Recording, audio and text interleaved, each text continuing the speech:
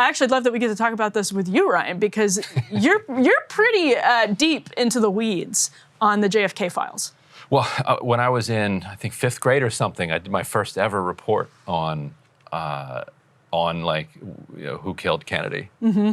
And I remember my teacher being like, you know, after reading your report, maybe maybe it was a conspiracy. So, what the hell's wrong with this kid? It's such a watershed moment in American history, and put who did it, the conspiracy, how it happened, put all that aside.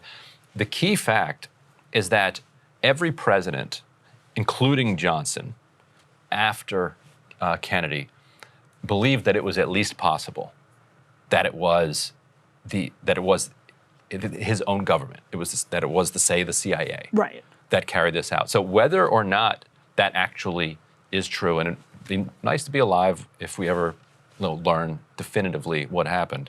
But whether or not we ever learn, just the fact that every president since then and every government since then has wondered whether it's true.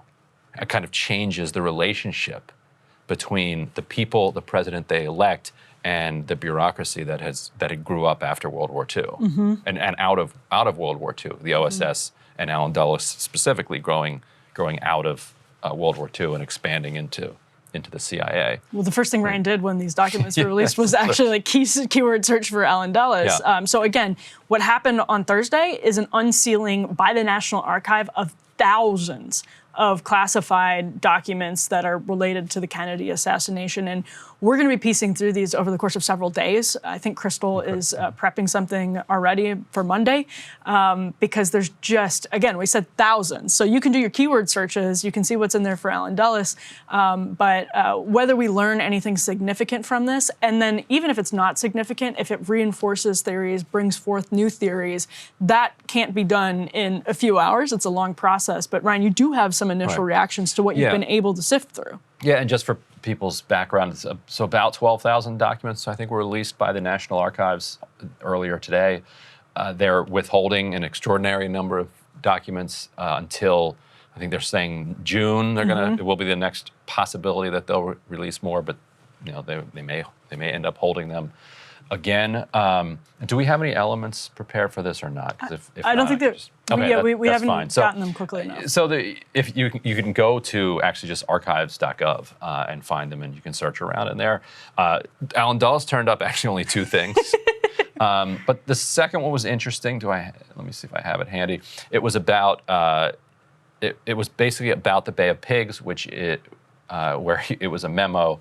It's just fun to know that Bay of Pigs stuff is in the JFK files. Well, yeah, that was my thought when you were tweeting about the Cuba stuff. I was like, oh, really? It's kind of a goofy memo that he sends out. And so here it is.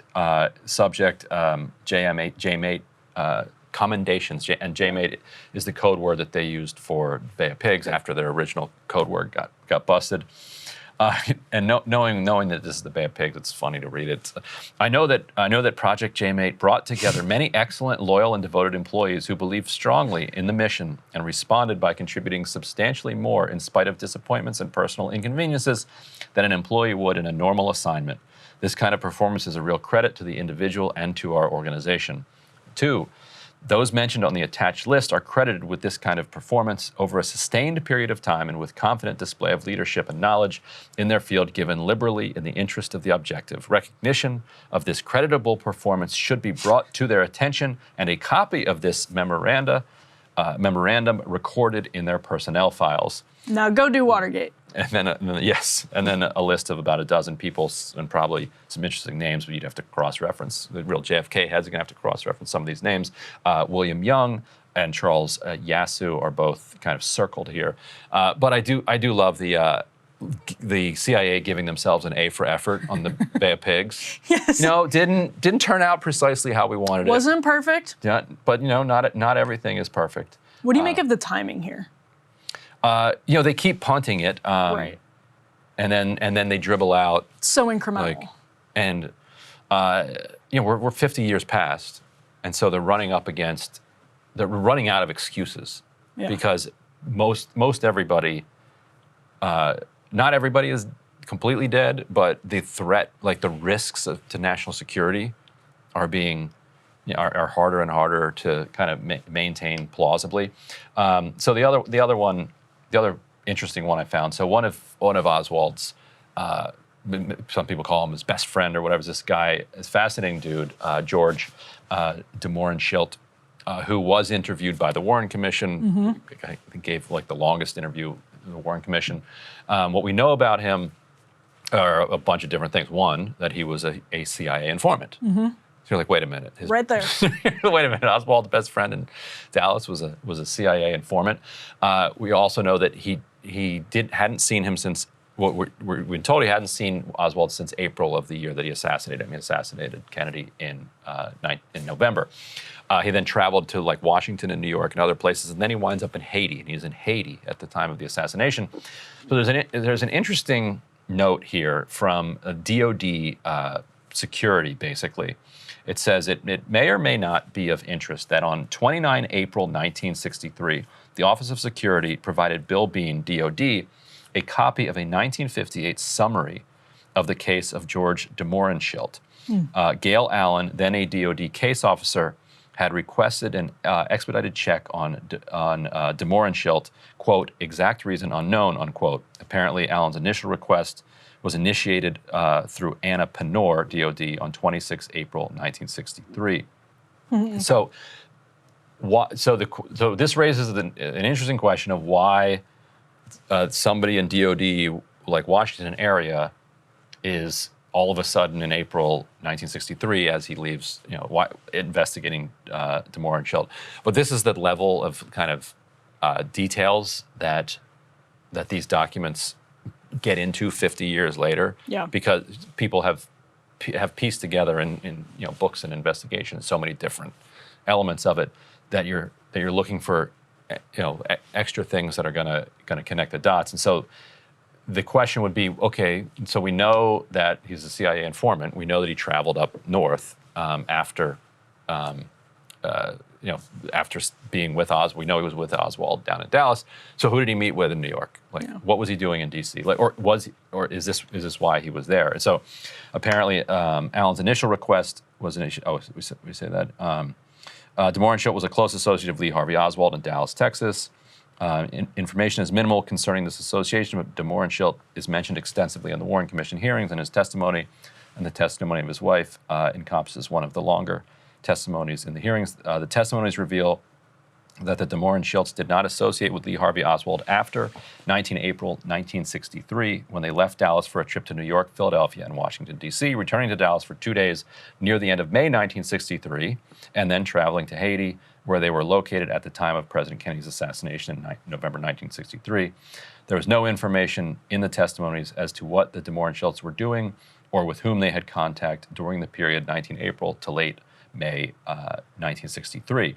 It is interesting that Allen's interest in de Mohrenschildt coincided with the trip. That's from this DoD intel kind of assessment there. So that's the kind of thing that you'll find if you spend your weekend sifting through the new National Archives JFK dump. I think both of us will probably be doing that. There you go. So you can follow along certainly with Ryan on Twitter. If you find anything good, tag Crystal. Yes. Because she's doing something on it Monday. She would, I'm sure, appreciate the help. That's right. Tag me too, because I want to see it. I was going to say, maybe it will just be like a team effort. Us in the Breaking Points community, we're all coming together. Yeah, it's only 12,000 files. We can get through that. Only 12,000. And Biden ordered the review of them to see what can go out, what's classified, what's classified that can be declassified. Of the 16,000, he released those 1,500 last December. So this is just for JFK folks. This is a big day. And I'll remind it one more time: the greatest failure of Roger Stone's life was not getting his good friend, who was the president of the United States, to release all of the documents. Yeah, that's 100% true. Roger Stone had one job. But to the point you started off with, that's what's been remarkable about these files. It's just that everybody every president who says they're going to do more in that space ends up not. Yes. It's like, you know what, actually? But what are they going to do to Biden? Yeah. You don't have much time left, right? Oh my God. Right? I mean, he's an old guy. He's older, that's right. Yeah. An old guy, that's fine. Actuarially is what I mean. Yeah. Yes. Actually, yeah, from a He's got no fear. So he's got no fear. Yeah, no fearless. Except he held a lot of documents back. So there you go. He's got some fear. There you go. Well, we'll be back here next week for sure. And we know it's getting close to the holidays, so I hope everybody is enjoying their time with friends and family. But like I said, we'll be right back here last week to break down the news because Congress is still has lots of work cut out for it. They do. So we'll be here to break it all down. $900 billion to authorize. That's right. Well, on that note, as the $900 billion is being authorized, I hope you guys all have a great weekend, and we'll see you back there then. Hey guys, ready or not, 2024 is fully upon us now, and Sagar and I have been brainstorming ways that we can really up our game for this critical election. Yeah, we rely on our premium subs to expand our coverage, to add staff, to upgrade the studio. We just want to give you the best independent coverage of this election, which is possible. So if you can help us out, become a premium subscriber today, breakingpoints.com, or the link is down here in the description video. It really means the world to us, and if you like what we're all about, this is the best possible way to keep us 100% independent, working only for you.